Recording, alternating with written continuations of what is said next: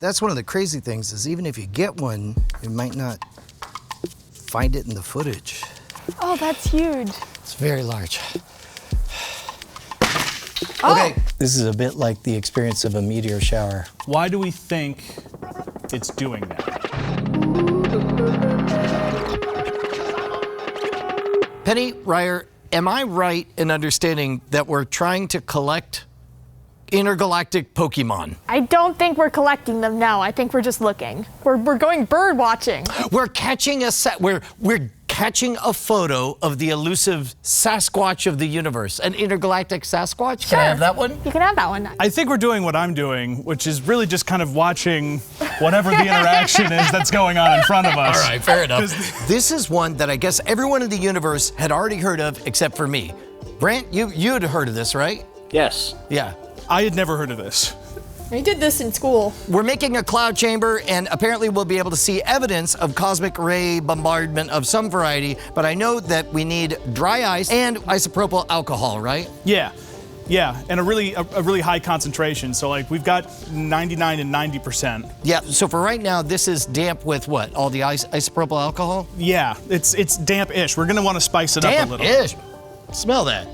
Well, okay, that's definitely damp. Yeah, Well, also that was a dad trap. If anybody takes a cloth and says, smell this, don't smell it. Based off the smell, I don't think it's quite strong enough for achieving what we want to achieve. I think we need it to be a little bit more. This was actually the hardest engineering challenge, is to figure out what kind of spongy thing that we could suspend at the top of the tank. Because of course, if you can't use tape or glue because you're about to cover it in a solvent that melts alcohol. the adhesive that holds it in place. Yeah, and then we tried magnets and that didn't work either for some reason. But this works great. Oh, wait a minute. I don't think this is gonna fall down. Well, here, if we just move this one over. Okay. Yeah. So it's over that seam. Yeah, that'll do. Great. And then how much? Do we want the 99%? Yeah. You know this trick, right? Just an itty bitty. So we're gonna want to put in about a mouthful. About a mouthful. And yeah, get it and get the sides, which is good, but we want to get some on the actual cloth as well because we want to just have a lot of surface area for the alcohol to evaporate off of. There we go. That's okay. Good. That's good. Yeah. All right. Okay. Yep. Okay. So then this is just a metal cookie tray. And we do need to seal this all off because we don't want any disturbance in the vapors. Right, and when we were experimenting with this, there's a disturbance in the vapors. I know. I was trying really hard to dodge that. What is that a reference from? Have you even seen Star Wars? Not really, no. Oh, we should explain what we're doing. Yeah, so we're putting this tray on because it's going to distribute evenly the temperature of the dry ice that we're going to put underneath it. We were trying this to see if it would work. We just had the dry ice in there, and I think it was a combination of both the dry ice being kind of lumpy and not letting the coldness evenly coat the bottom, and then also as the dry ice was sublimating into gas, I think that was creating too much turbulence inside the tank for us to see what we wanted to see. It was distracting us from what we wanted to see. And so the pan, to keep that turbulence from happening, it also evens out the temperature gradient at the bottom of the tank. Plus it makes a cool squealing sound when it goes on the dry ice. Yeah. Hopefully this all stays up, but do you want to invert this? Yeah, let's do that. We'll invert it. Yeah, okay, that'll be good.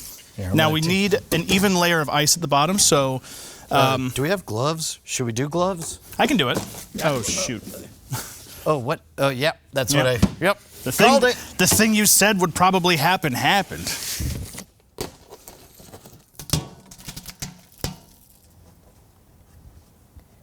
Okay. Do you want to test it up? Test turning it over? I'm pretty sure we're good. Look, yeah, we didn't do that last time and it worked perfectly fine. Okay. All right. And okay. Then... Do not touch dry ice. I got it. Do not touch dry ice. There we go. That's one. Okay. Yeah, there you go. There. We want them kind of like evenly positioned underneath so we get good. Yeah, that's too wide, isn't it? Can you rotate them 90 degrees? Yeah, that's too wide that way, I think. Let's just take a looky-look. Oh, it's groaning like it's haunted. So all those ripples that are on the just above the surface of the pan. I don't see any ripples. Over here, look from this angle. Oh, there they are. So those are the alcohol vapors that are trying to condense.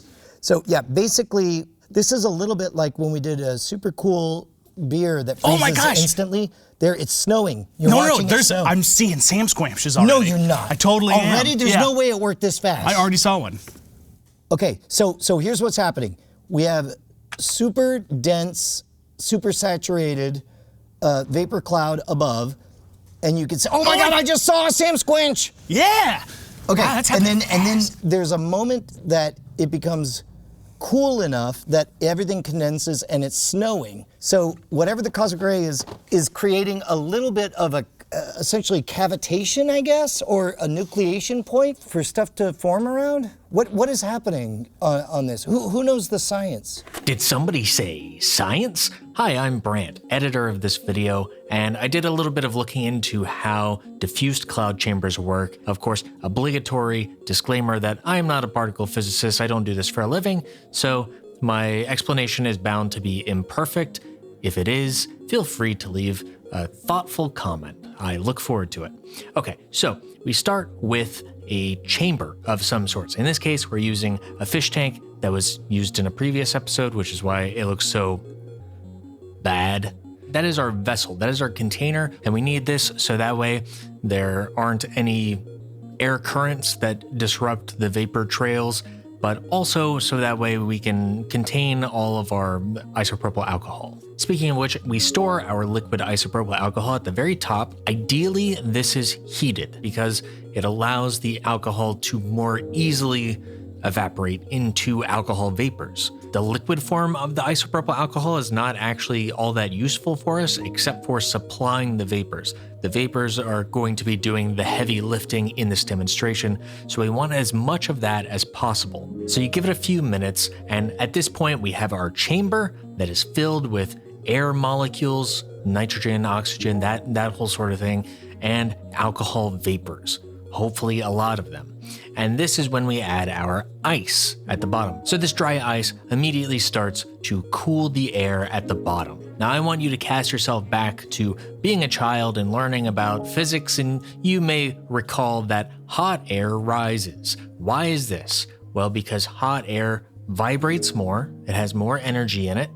Okay, so for a given amount of area, you can fit less air molecules in that amount of space because they are moving so much, which makes that portion of the gas less dense, so it's more buoyant. It gets pushed up because the cold air vibrates less, so you can pack more of them in that same amount of space, which makes it more dense, less buoyant, more heavy, if you will, and gravity pulls that down under the warm air. And not only does this happen to the air molecules, it also happens to the alcohol vapors. So now you have the hot molecules up at the top and the cold molecules at the bottom. And ideally, what this allows is for us to be able to contain more alcohol vapors than we would if it were just all room temperature. Okay, great. So now at this point, conditions are ripe for seeing our vapor trails. We have to introduce our final element, which is a high energy charged particle. There are a number of them that can result in vapor trails in our cloud chamber. You have alpha particles, electrons, positrons, protons, muons, and some others. Most of them look a little bit different. They have different characteristics, what sort of energy it has, what sort of charge it has. This changes how it interacts with the air, and that changes the vapor trail formation that it creates. So I'm going to use a muons as an example. So we have a muon particle. It's going to zip through the air. It's going to bump into a bunch of air molecules, boom, boom, boom, boom, boom. And it's going to keep going. It's high energy. It's got places to be. As it interacts with these air molecules, it strips them of an electron and it ionizes them. These air molecules become positively charged. They're considered an ion. Presumably, this ionization happens outside of the cloud chamber as well. But we don't see the vapor trails outside of the cloud chamber. Instead, we only see them approximately at the bottom of our cloud chamber. Why is this? Well, if you'll remember, we have a high density of our alcohol vapor at the bottom of the cloud chamber. And this is really crucial because the alcohol vapors are polarized. They have an uneven net charge, so they're all drawn to this ion trail and they surround the ions. Also crucially, these vapors are really cold. They're colder than the dew point of the isopropyl alcohol. That means that it really wants to condense and turn back into a liquid. And if you pay attention, you'll notice this along the baking tray, where a layer of liquid alcohol forms. That's where the alcohol vapors have fallen all the way to the bottom and they have condensed onto that surface. But many of these vapors are still sort of suspended in the air. And once they're drawn to the ion, they condense onto the ion. And that basically creates a small cloud, a little piece of cloud. And that happens along this entire ion trail. These little tiny clouds are big enough that we can see it with our eye. We can't see the muon, we can't see any of the molecules I've talked about, but we can see the condensed cloud. Now the cloud falls down to the bottom of the chamber because it is more dense. It's an ion that now has a bunch of stuff attached to it. And also, condensation is exothermic.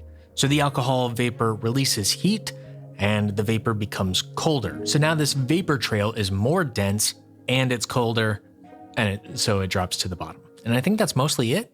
That's at least the basics. There's also ion scrubbers and stuff like that. We don't need to talk about that right now, but you can make more advanced cloud chambers that give cleaner results and are more sensitive. Hopefully that all made sense. So I think we had the right conditions, but then stuff either warmed too much. I think what we may want to try is getting that plate a little bit colder. Maybe you could drop it and break it, and then we could take the pieces. Oh. Okay. Ooh. That's those pieces of dry ice. Oh, on the concrete. Both warming up the concrete and skittering around on there a little bit. Turn sideways.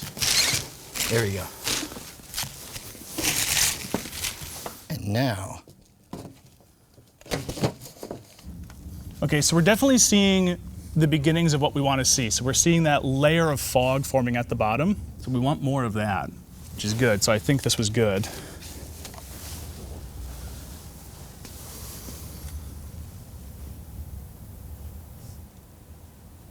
Oh, I saw one go did you? sideways. Yeah, it was like fully sideways. It was very Tell clear. it to stop. There was one. Ah. Yeah, that was cool. I missed it. I think that was an electron. It's becoming literally Bigfoot. You pull out the camera and suddenly you're not seeing it anymore. It's shy, yeah. It's interesting how both times when we set it down, there was a window where there was a bunch. It was like right away, yeah. Yeah. So maybe we should try picking it up for a Letting sec. it. So why do we think it's doing that? Maybe there's like a perfect range of temperature that's happening. And we're passing through it, and the temperature differential at some point is exactly right, and that's when we catch it. So if Penny's theory is right, we can take this that off for a and let it sec, just kind of get let it warm. We can kind of. It's cool. Oh, it flows in like rivers. Yeah, isn't that cool? Well, in the way the vapor is like disrupted by physical objects. Yeah, and I guess this is carbon dioxide, so it's like it'd be denser than just the pure carbon oxygen. Well, and it's super cold, right? It will mix it. Oh yeah, Oh, that's also right, heat cold makes it rises. heavier. Oh, I saw one. You saw one already? Oh yeah, there's another. Really? Oh, there's another. Wait, what? Are you messing with us? No, I'm genuinely seeing this. So would making the top warmer while the bottom is touching the ice create the same effect then? Well, Like if we used a hairdryer up here while it was set here? I don't know. Maybe what we could do is actually, do you have that hairdryer? We can I maybe. do. Heat at the bottom? Yeah. And then that way it takes a little bit longer time in that sweet spot. I think you need a slightly lower viewing angle. Oh, there's snow. So it'd be at the very top of the snow. It's going to be in between that very dense gas at the bottom and the snow itself. So it's actually going to look like it's almost inside the snow. I saw one electron particle right when we put it down, and I haven't seen anything since. Oh, goodness. Sliding around. Yeah. You got it? Oh, we got a good layer forming already. Wow. It's amazing how fast that is. Do you think we need more alcohol in there? No, I think we need a little bit more time. I think we want to let more of the vapor evaporate off and then condense at the bottom and fill up our chamber. The really great thing is also that 2 of the 3 of us have definitely seen them. Yeah. So like we know we're right. Maybe it's like a thing of like how worthy you are, like intrinsically. Oh no, Brian, do you believe Maybe it's I like think it's more moral like I think it's more of superiority. a Schrodinger's cat thing, where it's like I'm the one with the camera, so it can't really Okay, reveal well, itself. there's another camera here also. Well, Maybe but- it's just And your Brandt definitely cursed saw 'em, right? evil phone yeah, okay. camera. Well, you know, nobody knows. They're a mystery. Ah, there we go. You have to turn off the macro photography. Yeah, because the things we're trying to photography are micro. There is something called new salt. Here, I'm gonna go get it. I think I know where it is. I think we actually have it just in case somebody has a heart condition. What? There's one. Oh, you saw one? Yeah. There was one. That was a good one. Did you catch another? Uh-huh. Oh, doggone it. All right, so when we did the episode on radioactive stuff, we found out that this new salt substitute is radioactive. So I guess we'll just try putting it in and see what happens. Big old chunk of new salt. And we'll very carefully push it. Ah. Ooh.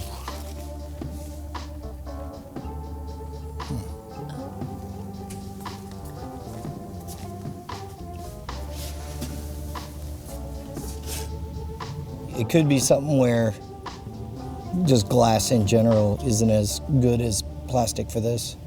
We may need to introduce more alcohol into the system. Perfect. Give me like 6 more of those. Okay, I see a puddle of it here, so I'll let you know when that's evaporated. Okay. And scam squatch in 3, 2, 1.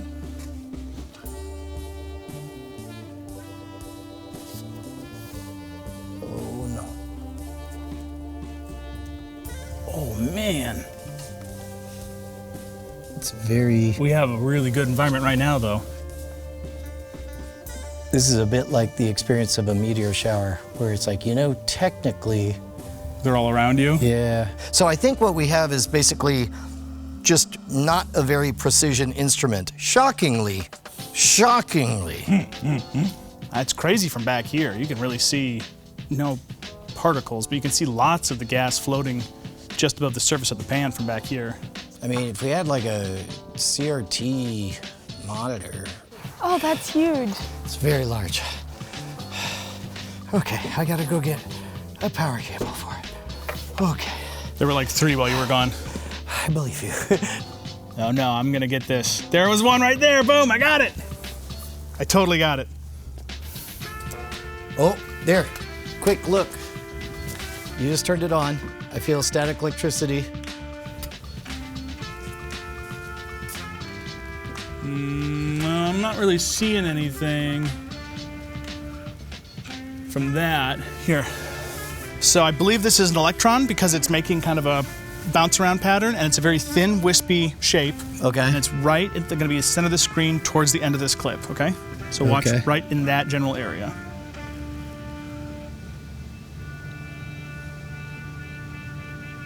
See it right there? Wait, go back. Right there, do you see it? Oh, damn it. Yep, you caught one. That's one of the crazy things is even if you get one, you might not find it in the footage.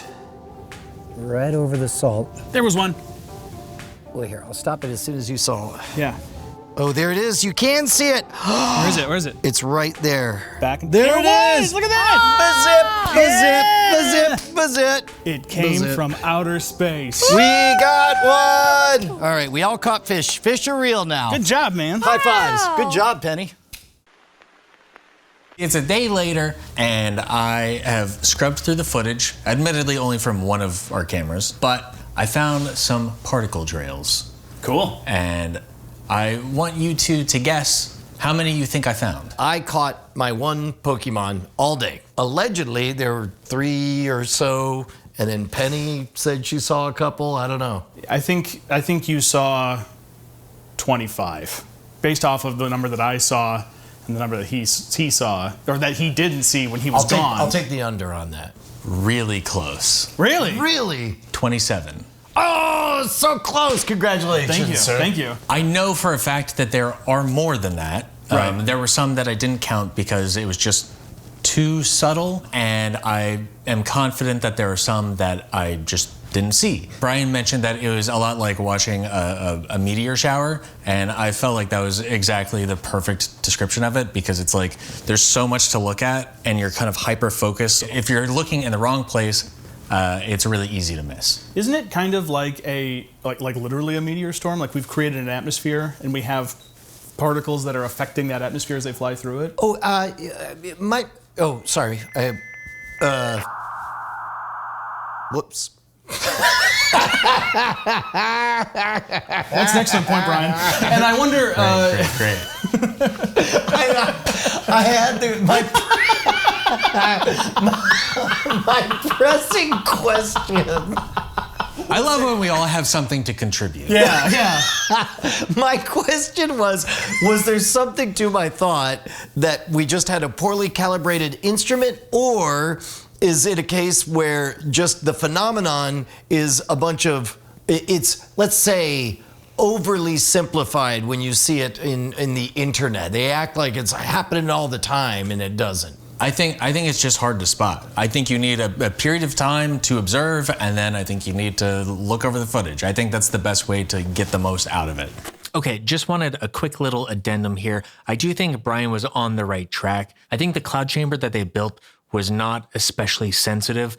There are definitely ways to make it more sensitive. I mentioned earlier an ion scrubber could make it more sensitive. That's basically applying a magnetic field to the chamber, and that can reduce the rain or snow that you're seeing at all times. So it makes it much easier to see when you have a positive hit. So it just gives you all around better results. But I suspect it's not very easy to build a really good and effective ion scrubber. That's something you would see a little bit more in laboratory conditions. There might also be something to be said about all of our footage taking place inside of our soundstage, which is a big metal structure. I don't know if that would limit some of the particle interactions that we would expect to see, because really these events are taking place all the time, constantly, everywhere. So if they built the cloud chamber correctly, you would see these things happening a lot more than we did see them, which indicates to me that something was off. And ultimately, I suspect that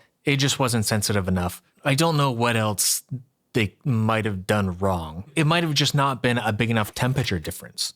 I'm not sure. Oh, and it's also worth noting that spotting these vapor trails is highly dependent upon your angle and the lighting. There were numerous instances where they would see something while they are positioned on one side of the chamber, and I, holding a camera, could not see it from the other side. So maybe we could have had more lights. We could have lit from both sides or something, but you really do want the lights to be at a low angle, shooting across. It also would have been easier to see the vapor trails if our baking sheet was painted black or something like this, just to give us higher contrast. Did the potassium do anything? Did you see a dramatic increase? Negligible. Really? But there was actually something there. 1 or 2. No, that's all. That's not the 27 that I saw. Cool. But that could have also just been one that was going to happen anyway, that happened right next to it. Yeah. If let's take it as a win. If it was the potassium chloride, then it should be a beta particle, which that's okay. Yeah. We're not going to touch that one. All Okay. right, let's look at the Pokemon. Okay, so I've created a compilation of the 27. The footage has been slowed down to about 50%. Anybody can get a catfish, but we get the minnows. Is a catfish good or bad? I thought that I was... think a catfish is bad. That's why anyone can get it. Okay, I'm just gonna play the footage. Thank you. Okay. Oh. Oh, yeah, that's definitely one. Oh. Wait a minute. Well, that was a lot. Yeah, these look like they're really zoomed in far. Yes. And also, it's like we have a very precise field of focus. Yeah, so some of these early ones especially are a bit out of focus. Look at there. Wow. This is surreal. For your experience, I'd imagine it's almost like finding EVP. You're just looking at white noise trying to find the ghosts. Yeah, it is quite difficult to spot some of these. Wow, that was a cool one. Now, are they going up sometimes? I don't know, man. See, that looks like it went up. I think the electron particles, they kind of bounce around more. And so we might be seeing the deflection of them bouncing off of something. And that's it. Those are great. Those, yeah, no, that's an unambiguous win. Cloud chambers, I'm for them. Yeah. If nothing else, it's a great way to make your own David Lynch movie. What? No? That didn't hit? Okay, sorry. No, it actually does. I see. It looks like Eraserhead. It looks like a Eraserhead, yeah. But that one... That one's great. I think... I mean, I don't know. I'm not a scientist, but I think that could potentially really have been off the potassium. So, I'm a little bit more freewheeling, while you're a little more precise. Often we calibrate and we find the middle ground between just hurry up and go and getting it to work. How would you calibrate our cloud chamber experiment? I think it was pretty good. I think you guys were a little impatient at times because you're recording a video and you want results fast. But I think fundamentally you built a thing that worked, and I think it's cool. Yeah. It is really cool. Looks great. This footage is awesome. Yeah. Can we just release this footage in a loop forever? This would be an excellent Yule log. I would watch this all day. Yeah. Sure, I guess. You know how sometimes people do experiments? Like, we could just run up the view time on this. We could play, Brandt, one of your favorite songs that you've written and just have this on a loop. Like tacked on to the end of the episode, or just as its own independent episode? I don't know. I'm feeling the space out. The end. This video was supported in part by viewers like you at patreon.com/modernbroke. Sorry, it's 6 a.m. Where you can get your name in the credits, and you could get access to our exclusive Discord community. How about that? Come on. Intergalactic Sasquatch. That was the name of my band in high school. I feel like we should just start pronouncing it worse and worse. Worse. When are we gonna Worse and worse. Worse and worse. I love it. Okay. Worse and worse. I want that on a t-shirt. I'm going to pronounce it worse and worse.